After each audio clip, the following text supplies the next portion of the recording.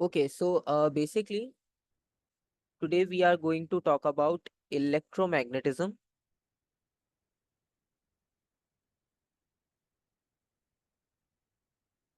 अच्छा, थोड़ा यहाँ पर आपको भी आंसर्स देने होंगे। आप चाहो तो चैट पे दे दो, आप चाहो तो ऑडियो पे दे सकते हो आंसर। ठीक है, वेट करने की किसी की ज़रूरत नहीं है, आप दे सकते हो आंसर। ठीक है। अच्छा हाँ, क्वेश्चंस को मैं हाईलाइट इसलिए कर देता हूँ क्वेश्चंस में, ताकि आपका फोकस, क्योंकि आप स्क्रीन पर देख रहे हो ना क्वेश्चन, तो स्क्रीन पे थोड़ा फोकस करना वो होता है, पेपर पे तो एक अलग होता है। तो इसलिए मैं हाईलाइट कर देता हूँ ताकि आपको फोकस जो है वो इजी हो जाए करना स्क्रीन पर, क्योंकि स्क्रीन पे नॉर्मली इतना इजीली फोकस हम नहीं कर पाते, इस वजह से।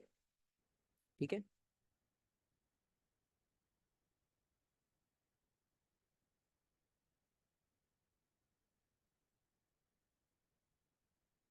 ओके, सो इलेक्ट्रोमैग्नेटिज्म में आपकी पार्टिसिपेशन भी इम्पोर्टेंट है, क्योंकि इसमें कॉन्सेप्ट्स लिंक होंगे एक दूसरे के साथ। तो मुझे पता होना चाहिए कि आपको चीज़ समझ आ रही है नहीं, तो अगर कहीं पर भी आपको ना समझ आए तो आप पूछ लेना। अच्छा, पहले तो आप मुझे एक बेसिक आइडिया बताओ। ये तो आप सबको ही पता होगा कि मैग्नेट्स के नॉर्थ और नॉर्थ को अगर आप साथ रखो, ठीक है, तो क्या होगा? अगर आपने नॉर्थ पोल और नॉर्थ पोल को क्लोज रखा, तो आपको क्या रिजल्ट मिलेगा? अट्रैक्शन या रिपल्शन? अच्छा। ठीक है, रिपल्शन। और नॉर्थ और साउथ अट्रैक्ट करेंगे, ठीक है। क्योंकि ये मैं इसलिए पूछ रहा हूँ क्योंकि मैग्नेट का जो बेसिक पार्ट है ना, जो बेसिक चैप्टर है उसका, उसमें जो जो इन्फॉर्मेशन है ना, तो मैं वो आपसे डायरेक्ट यहाँ पूछ रहा हूँ। तो उससे ये होगा कि वो आपको पूरा डिटेल में नहीं पढ़ना पड़ेगा, क्योंकि उसमें सेम चीज़ें हैं, तो वो बोरिंग सा हो जाता है कि ये सारी चीज़ें तो हमें पता थी, दोबारा आप सारी लिखवा दी। ठीक है। अच्छा, एक चीज़ और, कि जिस तरह इलेक्ट्रिक फील्ड थी ना, इलेक्ट्रिक फील्ड फ्लो करती है पॉजिटिव टू नेगेटिव, राइट? और इसी तरह से अगर आप मैग्नेट्स की बात करो, तो लेट्स सपोज अगर आपके पास एक मैग्नेट हो,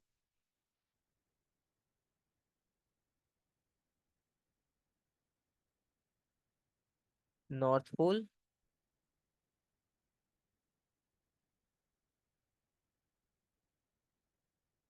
और साउथ पोल, ठीक है, तो मैग्नेटिक फील्ड होती है नॉर्थ टू साउथ। ठीक है, जिस तरह इलेक्ट्रिक बनाई थी ना, बिल्कुल वैसी मैग्नेटिक बनेगी। ठीक है। और आप गैप इंक्रीज करते रहोगे, क्योंकि आपको पता है गैप इंक्रीज करने का कॉन्सेप्ट ये होता है कि फील्ड जो है वो वीक होती जा रही है। ठीक है। और इसी तरह से नॉर्थ आउटवर्ड और साउथ इनवर्ड।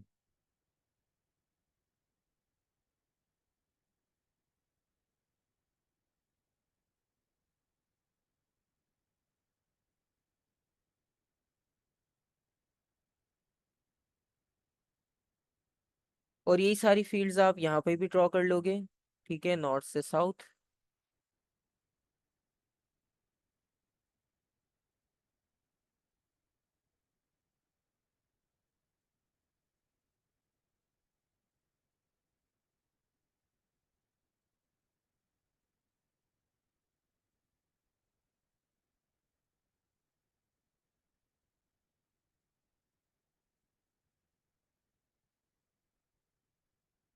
ठीक है, तो ये एक आपके पास मैग्नेटिक का आइडिया भी आ गया। ठीक है। अच्छा, इसमें एक और छोटा सा कॉन्सेप्ट है, वो ये कि हम नॉर्मली कंपस यूज करते हैं।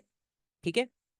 कंपस यानी वो नॉर्थ साउथ वाली कंपस, ठीक है, ज्योमेट्री वाली कंपस नहीं। तो नॉर्थ साउथ में आपने देखा होगा कि एक नॉर्थ होता है और एक साउथ होता है।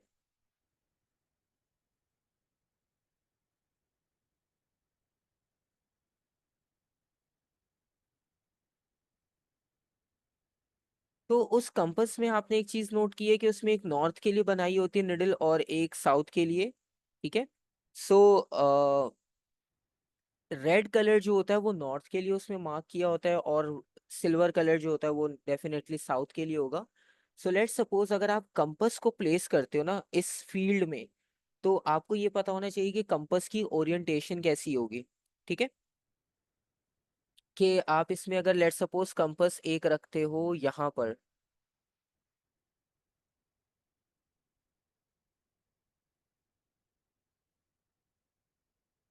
ठीक है।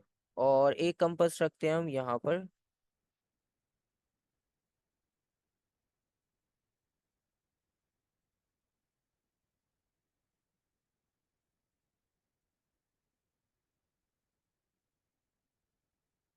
और एक और कंपास लेट सपोज हम यहाँ पे कंसिडर करते हैं, और एक आएगी यहाँ पर। ठीक है। अभी हम यहाँ पर डिफरेंट पोजीशंस पे हमने कंपास को रख लिया, ठीक है, ताकि आपको ये डाउट ना हो कि अगर वो क्वेश्चन में कहीं कंपास आपको दे तो आप फिर कंफ्यूज ना हो कि कौन सी डायरेक्शन बनानी चाहिए। ठीक है। अब इसमें सिंपल सा आइडिया ये है कि आपको पता है कि नॉर्थ से साउथ जो है वो मैग्नेटिक फील्ड फ्लो कर रही है।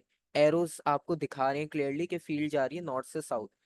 कंपास की जो निडल होगी ना, आपने बस इतना याद रखना है कि कंपास की निडल यानी उसकी जो एरो की डायरेक्शन होगी वो उस डायरेक्शन में होगी जहां पर नॉर्थ मूव करके जा रही होगी। ठीक है, जहां से आ रही होगी वहां नहीं, जिस डायरेक्शन में जा रही होगी उसी के साथ जो है वो कंपास की निडल जाएगी। ठीक है, फॉर एग्जाम्पल पहले हम टॉप वाली की बात करते हैं। इस टॉप वाली में क्या होगा, अब फील्ड आपके पास जैसे जा रही है ना बिल्कुल उसी डायरेक्शन में निडल आपको दिखेगी। ठीक है।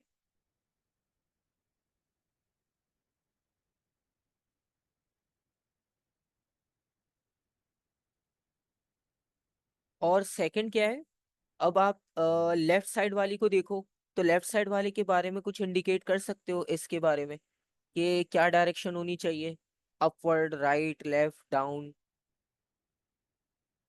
जहाँ नॉर्थ है ना, नॉर्थ की डायरेक्शन को देखते हुए आइडेंटिफाई करना है आपने। ठीक है, बिल्कुल सही। अब आपने यहाँ पर देखा कि नॉर्थ यहाँ से ऊपर की तरफ जा रहा है, ठीक है, तो आप इसको थोड़ा सा टिल्टेड भी बना सकते हो, वर्टिकल अपवर्ड भी बना सकते हो, ठीक है, दोनों ओके होंगे आपके पास। ठीक है, मतलब ये हमें पता है कि ऊपर की तरफ ही होगी। ठीक है। अच्छा, अब उसके बाद जो साउथ की तरफ रखी है ये वाली कंपास, इसको हम कैसे ड्रॉ करें।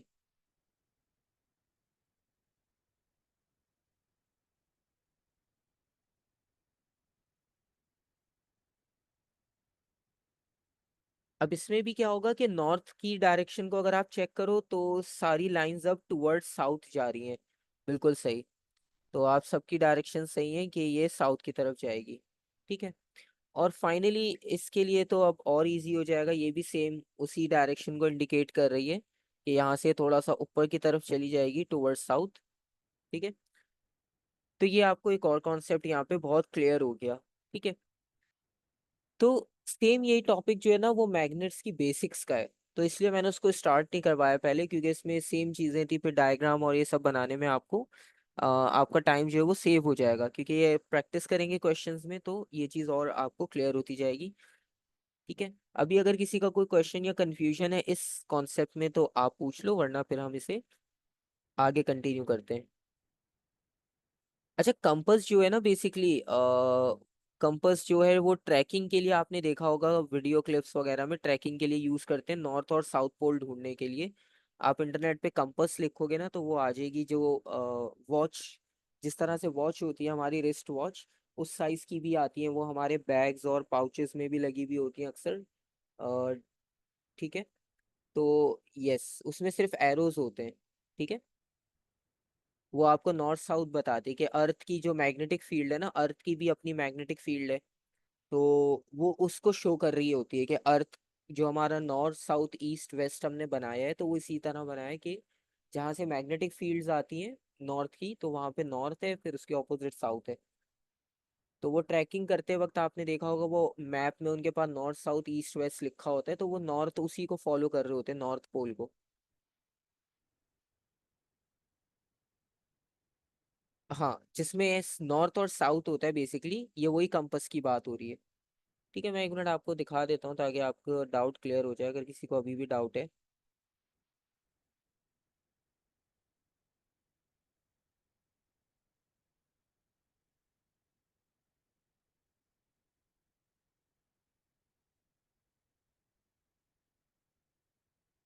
हम इस वाले कंपास की बात कर रहे हैं। ठीक है। ये नॉर्थ ईस्ट वेस्ट साउथ जो आपको डायरेक्शन देती है, इसमें आप ये देखो ये रेड और सिल्वर या तो कलर होता है, रेड या ब्लू कलर होता है। ठीक है, कुछ में नहीं भी होता कलर, जैसे गोल्डन और ब्राउन आप देख रहे हो, क्योंकि जाहिर सी बात है जो यूज कर रहा है उसे इसका पता ही होता है कि वो क्यों यूज कर रहा है। ठीक है, तो ये आपके पास कॉन्सेप्ट होता है कंपास का। ठीक है, ट्रैकिंग और डायरेक्शन के लिए आप इसे यूज कर रहे होते हो। अब वापस आते हैं इलेक्ट्रोमैग्नेटिज्म पे। ठीक है, अब क्योंकि हमें मैग्नेट का थोड़ा आइडिया हो गया कि हमने क्या चीजें कैसे देखनी है। अब इलेक्ट्रोमैग्नेटिज्म में क्या होगा कि आपने कॉम्बिनेशन देखना है इलेक्ट्रिसिटी और मैग्नेटिज्म का। अच्छा, इनका कॉम्बिनेशन बहुत सिंपल है। पहली चीज तो आपने ये देखनी है कि ये जो डायग्राम नंबर 1 है ना, इस डायग्राम नंबर 1 में हो क्या रहा है कि इलेक्ट्रॉन्स राइट साइड पे मूव कर रहे हैं। इलेक्ट्रॉन्स मूव करने का मतलब है करंट की बात हो रही है यहाँ पे। ठीक है, मतलब अगर एक वायर में से करंट पास हो रहा हो, एक कंडक्टर में से करंट पास हो रहा हो, तो ये उसके अराउंड ये जो सर्कल्स हैं, तो ये सर्कल्स किस चीज को रिप्रेजेंट कर रहे हैं? This is called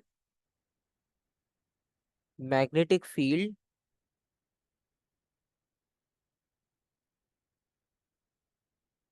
around a current carrying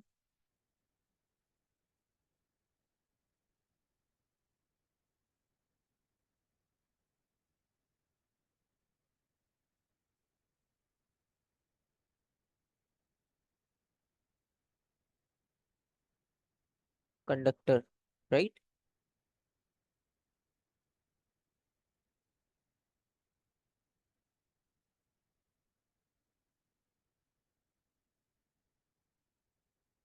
तो जब भी किसी कंडक्टर से करंट पास होगा ना, तो एक चीज आपने याद रखनी है कि उसके अराउंड इलेक्ट्रिक फील्ड तो होगी, लेकिन मैग्नेटिक फील्ड भी होगी।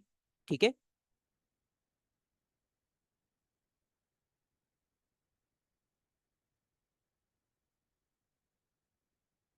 एक चीज तो हमारी ये हो गई इलेक्ट्रोमैग्नेटिज्म में जो आपने याद रखनी है कि जब भी करंट फ्लो करेगा तो उसके अराउंड मैग्नेटिक फील्ड होगी। नेक्स्ट कॉन्सेप्ट इसमें ये है, क्योंकि इसमें कुछ बेसिक कॉन्सेप्ट्स आएंगे, कुछ बेसिक आइडियाज आएंगे। उनकी लॉजिक अभी कोई नहीं पूछेगा आपसे कि क्यों कैसे। ठीक है, ये कोई नहीं पूछेगा अभी। ठीक है, जो चीज पूछी जाएगी सिर्फ हम अभी सिर्फ उसको स्टडी करेंगे। अच्छा, सेकंड आप देख रहे हो कि अब ये जो मैग्नेटिक फील्ड है, अब ये बन तो गई। डायग्राम नंबर 1 की बात हो रही है अभी तक, लेकिन इसको हम लिखें कैसे? मतलब किसी को समझाना हो कि ये ऐसे, तो मतलब हम इसको कैसे बताएंगे डायरेक्शन? तो इसको इजी भी तो करना है हमें। ठीक है, तो इसको इजी करने के लिए जो है वो हमने क्या किया कि इसको ऐसी स्ट्रेट वायर्स में हमने कंसिडर किया। अब हम देख रहे हैं डायग्राम नंबर 2 को, ये वाली। ठीक है, अब आप इसको फाइंड आउट करने के लिए अपना राइट हैंड यूज करोगे। ठीक है, ये राइट हैंड आपके सामने बना हुआ है। ठीक है, इसको मैं जूम इन कर देता हूँ। आपने क्या करना है, आप पेन पेंसिल कुछ भी उसको कंडक्टर कंसिडर कर लो। ठीक है, आप उसे बिल्कुल इसी तरह होल्ड करो। थंब आपके पास कोई एक डायरेक्शन में वर्टिकल होगा और फिंगर जो है वो कर्ल होंगी। अब फिंगर कर्ल होने का मतलब ये है कि वो एक अलग डायरेक्शन दे रही है, थंब की डायरेक्शन जो है वो आपको स्पेसिफिक अलग कोई कॉन्सेप्ट दे रही है। तो दो डायरेक्शंस हैं, एक थंब की और एक फिंगर की। बेसिकली अब आपने करना क्या होगा कि जिस डायरेक्शन में आपको करंट दिया जाए, ठीक है, लेट्स सपोज अपवर्ड है, इस पिक्चर में अपवर्ड है करंट की डायरेक्शन।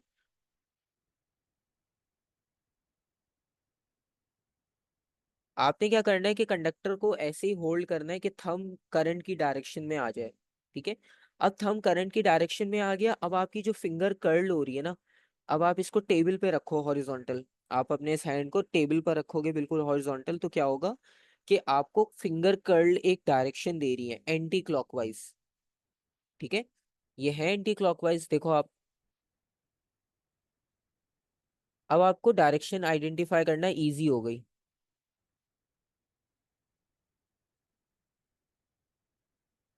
ये एंटी क्लॉकवाइज है, तो वो कोई करंट पूछेगा तो आप करंट के लिए कहोगे कि वर्टिकली अपवर्ड। और अगर कोई आपसे मैग्नेटिक फील्ड के बारे में पूछेगा, ये लिखा हुआ भी है डायरेक्शन ऑफ मैग्नेटिक फील्ड, तो मैग्नेटिक फील्ड है एंटी क्लॉकवाइज। ठीक है, यहाँ तक कोई कंफ्यूजन, कोई क्वेश्चन?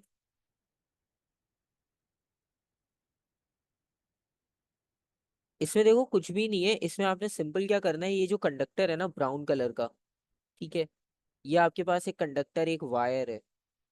इस वायर में से करंट फ्लो कर रहा है।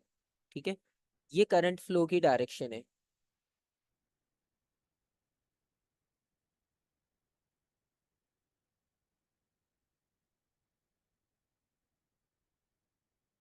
ठीक है, अब ये फ्लो की डायरेक्शन है, और अब करंट फ्लो कर रहा है अपवर्ड। अब आपके पास पिक्चर में जिस तरह से हैंड की पोजीशन बनी हुई है ना, आपने इसी तरह से होल्ड करना है कंडक्टर को। ठीक है, आप एक पेंसिल लो, उसे कंडक्टर कंसिडर करो, उसकी टिप को ऊपर की तरफ रखो, और टिप जो है वो बेसिकली आप समझ लो कि वहां से करंट फ्लो कर रहा है, टिप की डायरेक्शन में करंट फ्लो कर रहा है। ठीक है, अब यहाँ पे जो करंट फ्लो कर रहा है ना फिलहाल, वो है अपवर्ड डायरेक्शन में। Current is moving in upward direction.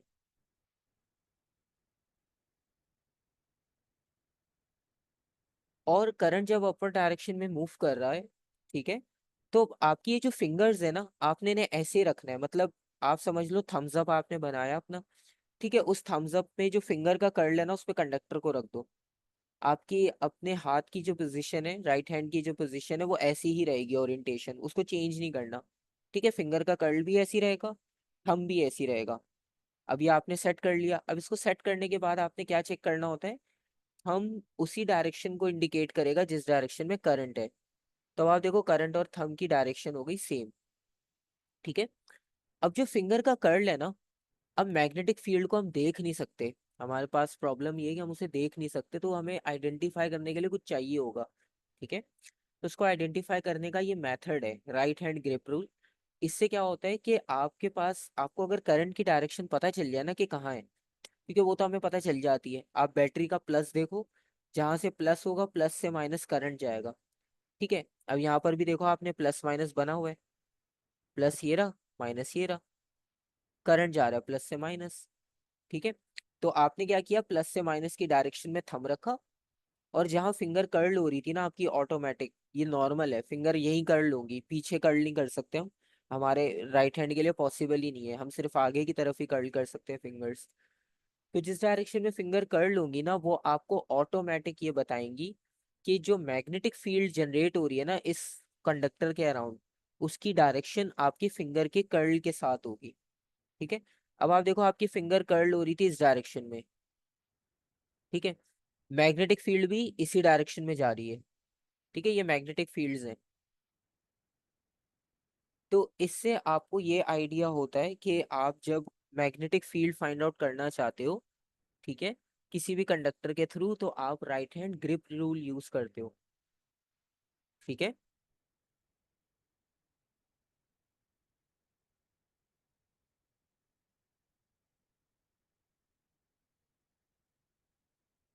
हाँ बिल्कुल। अब आपकी फिंगर्स कर्ल हो रही है ना, आप उसको ना हॉरिजॉन्टल टेबल या पेपर पे रखो, ताकि आपको पेपर पे रख के समझ आ जाए ये क्लॉकवाइज है या एंटी क्लॉकवाइज। क्योंकि हम 3D में सोचेंगे ना, तो बताना मुश्किल होगा। हमें समझ तो आ जाएगा, लेकिन आप उसको मतलब एक्सप्लेन नहीं कर पाओगे प्रॉपर के मतलब क्या डायरेक्शन है। अब जैसे पहली डायग्राम थी, अब इसमें आप क्या डायरेक्शन बताओगे, आपको मतलब 3D में एक्सप्लेन करना मुश्किल होगा। हाँ, आप उसे हॉरिजॉन्टल कहीं टेबल पे रख लो, कॉपी पे रख लो, जर्नल पे रख लो अपने, तो उससे होगा फ्लैट, जैसे इन्होंने पेपर यूज किया हुआ है। ठीक है, इस तरह से। अब आप आओ डायग्राम नंबर 2 पे। डायग्राम नंबर 2 में दो डायरेक्शंस।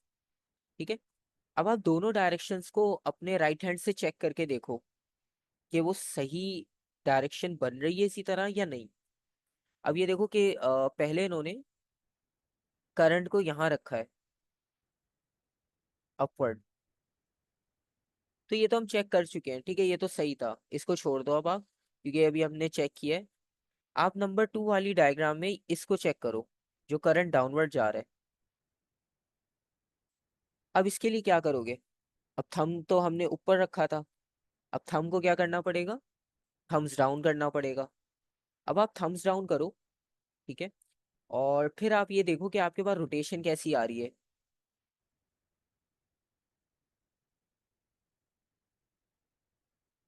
उन्होंने एरो बनाया हुआ है ऑलरेडी, आप भी चेक करो कि आपके पास सेम आ रही है डायरेक्शन या नहीं।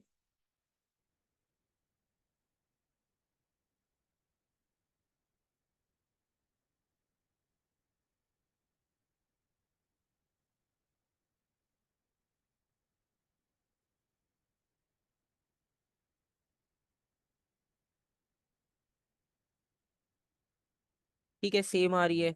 और ग्रुप में भी पिक्चर सेंड कर रहा हूँ, आप उसमें भी देख सकते हो। अगर किसी को नहीं समझ आ रहा तो कि थम्स डाउन कैसे करना है, तो आपको वहां से पता चल जाएगा कि थम्स डाउन की जो बात कर रहे हैं वो कैसे करना है आपने। ठीक है। अब वो राइट टू लेफ्ट है। ठीक है, इसका मतलब है जैसे आपके पास यहाँ पिक्चर में बनी हुई है, एग्जैक्ट वही आ रही है। तो अब इससे हमारे पास इजी क्या हुआ कि हमें एक रूल मिल गया। ठीक है, which is called right hand rule और राइट हैंड ग्रिप रूल। क्योंकि अभी इसमें दो रूल्स और ऐसे आएंगे जो आपके राइट और लेफ्ट हैंड के साथ होंगे, तो इसलिए इनको मिक्सअप नहीं करना है। तो मैं इसको लिख रहा हूँ राइट हैंड ग्रिप रूल। ठीक है, ताकि आपको इसमें याद रहे कि हमने कंडक्टर को ग्रिप करना है, फिर हमें डायरेक्शन पता चलेगी। और इसमें कुछ भी नहीं था, हमने दो चीजें की हैं। एक तो ये कि थंब करंट की डायरेक्शन बताएगा,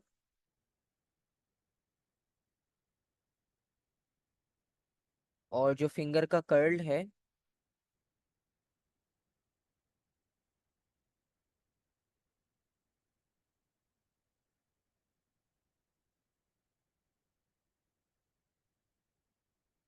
वो मैग्नेटिक फील्ड को।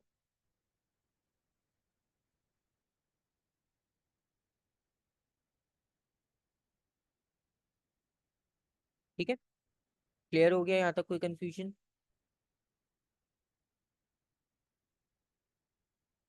अच्छा, अब इसे हम और सिंप्लीफाई करते हैं। ठीक है, मतलब अब ये करंट अप एंड डाउन तो हो गया, लेकिन लेट्स सपोज वो आपसे एग्जाम में डायग्राम भी पूछे, तो उसके लिए हमारे पास इजी मेथड क्या हो सकता है, इससे भी इजी। ठीक है, मैं आपको बता रहा हूँ कि एग्जाम में अभी यही चीज हम डिस्कस कर रहे हैं कि एग्जाम में कैसे आपसे पूछेंगे ये। ठीक है, कभी कभी ऐसा होता है वर्बली पूछ लेते हैं, जैसे यहाँ पर था क्लॉकवाइज एंटी क्लॉकवाइज। ठीक है, तो कभी कभी क्वेश्चन वर्बली भी हो सकता है, मतलब आप वर्बली सॉल्व करके और उसका बस आंसर टिक कर दो या लिख दो, ड्रॉ करने की जरूरत नहीं है। ठीक है, लेकिन कभी कभी क्वेश्चन जो है वो आपके पास ऐसे होगा। ठीक है, अब आप डायग्राम नंबर इसे हम 1 कह लेते हैं, इस पेज पे डायग्राम नंबर 1। अब आप डायग्राम नंबर 1 को फोकस करो पहले, फिर हम 2 को देखेंगे। कि यहाँ पर हमारे पास दो पॉसिबिलिटी और भी हो सकती है, मतलब हम करंट के लिए अप एंड डाउन की जगह पर और भी यूज कर सकते हैं कॉन्सेप्ट। ठीक है, जैसे अगर आप आर्चरी की एग्जांपल लो, तो आर्चरी में एरो होता है आपके पास, एरो जो है वो बोर्ड की तरफ मूव कर रहा होता है। ठीक है, तो जब वो बोर्ड को हिट करता है तो बेसिकली वो मूव कर रहा होता है इनटू द पेपर। ठीक है, इनटू द पेपर का मतलब ये हुआ कि जब वो बोर्ड की तरफ जा रहा होगा ना, तो आप उसे कहोगे इनटू द पेपर। ठीक है, जैसे आपने पेंसिल ली या थंबपिन ली, आपने थंबपिन को बोर्ड में फिक्स कर दिया, तो वो इनटू द बोर्ड जा रही है, इनटू द पेपर। ठीक है, या इनटू द पेज। असल में पेपर या पेज की टर्म यूज होती है हमारे पास, वो इसलिए मैं बता रहा हूँ क्योंकि आपके सिलेबस में यही टर्म्स हैं, पेज या पेपर। तो जैसे थंबपिन आप पेनिट्रेट करते हो बोर्ड में, तो वो इनटू द बोर्ड जा रही होती है, तो उसे आप कहोगे इनटू द पेपर या इनटू द पेज। ठीक है, और अगर लेट सपोज उस बोर्ड में से कोई पिन बाहर निकली हुई है थोड़ी सी, तो उसको हम कहेंगे कि आउट ऑफ द पेपर है ये, मतलब ये बोर्ड से बाहर आ रही है, तो it means out of the paper. ठीक है, मतलब आपके पास एक बोर्ड है, वो बहुत थिक है, मतलब उसकी थिकनेस बहुत कम है, थिन सी है बस। तो उसमें क्या है कि अगर आप कुछ पेनिट्रेट करोगे तो वो दूसरी तरफ से बाहर आ जाएगा। जैसे आप पेपर लो, पेपर के अंदर जो है ना वो आप पेंसिल को पेनिट्रेट करवाओ, तो वो दूसरी साइड से बाहर आ जाएगी। तो अगर दूसरे एंड पर कोई खड़ा होगा ना, तो वो कहेगा कि पेंसिल जो है वो आउट ऑफ द पेपर आ रही है, और आपने क्योंकि उसको पेनिट्रेट करवाया, तो आप कहोगे कि पेपर, मतलब पेंसिल जो है वो इनटू द पेपर गई है। ठीक है, तो ये इस तरह से टर्म्स हैं। अब इसको पेपर पे आप कैसे देखोगे, अब यहाँ पर आपके सामने दो चीजें बनी है। ठीक है, ये वाला जो क्रॉस बना हुआ है ना, क्रॉस का मतलब ये होता है कि ये आपको शो कर रहा है कि करंट इनटू द पेपर जा रहा है।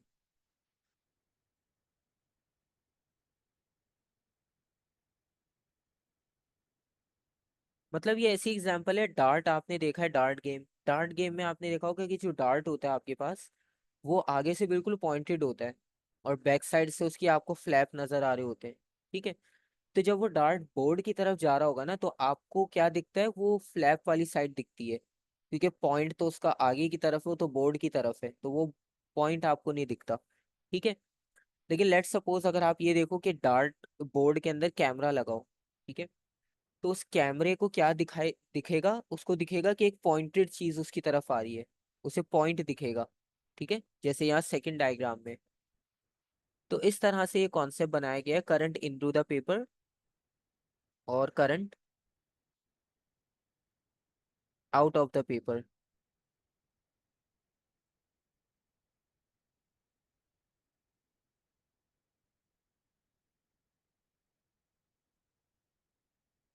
ठीक है, इनटू द और आउट टू द का कॉन्सेप्ट समझ आ गया। ठीक है, मतलब जब आपके पास डॉट होगा या जब आपके पास क्रॉस होगा, ठीक है, तो डॉट का मतलब ये होगा कि यहाँ पर बात की जा रही है आउट ऑफ द पेज, या पेपर भी कह सकते हो। और जहाँ क्रॉस बना हुआ आपको नजर आए, क्रॉस का मतलब है इनटू द पेज या इनटू द पेपर।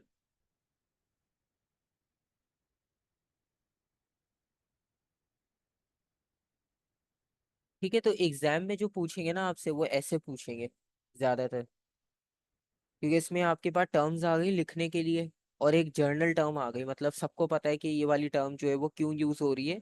तो अब एक जर्नल सबके लिए सेम हो गया, अब सबकी फ्रेजिंग सेम हो गई। ठीक है, या तो आप इनटू द पेपर बोलोगे या आउट ऑफ द पेपर बोलोगे। ठीक है, और मैग्नेटिक फील्ड के लिए तो मसला नहीं है, मैग्नेटिक फील्ड के लिए क्लॉकवाइज और एंटी क्लॉकवाइज वर्ड यूज होगा। ठीक है, तो उसमें कोई कंफ्यूजन नहीं है।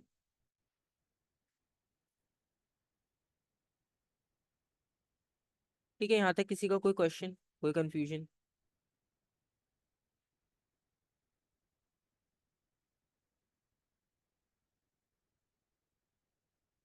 ओके, ठीक है, यहाँ तक कोई कंफ्यूजन नहीं है, क्लियर हो गया। ठीक है, अब आपके पास देखो दो कॉन्सेप्ट हो गए। एक कॉन्सेप्ट ये कि जब करंट फ्लो करेगा कंडक्टर से उसके अराउंड मैग्नेटिक फील्ड जनरेट होगी, पहली चीज। दूसरी चीज कि उसको आइडेंटिफाई करने के लिए आपने राइट हैंड यूज करना है, राइट हैंड यूज करने के आपको मेथड बता दिया कैसे करना है, वो आपको पता चल गया।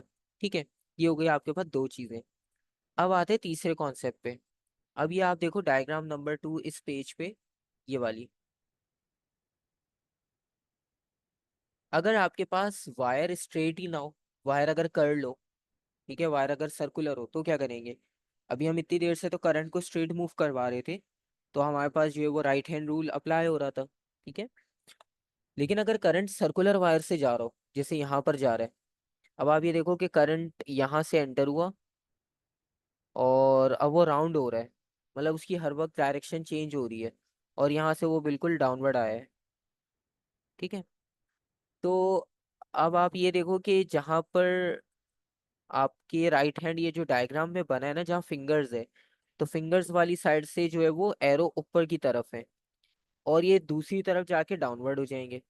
ठीक है, तो इसका मतलब है सर्कुलर में करंट की डायरेक्शन जो है वो कंटिन्यूअसली चेंज हो रही है, अप डाउन सर्कुलेट कर रही है।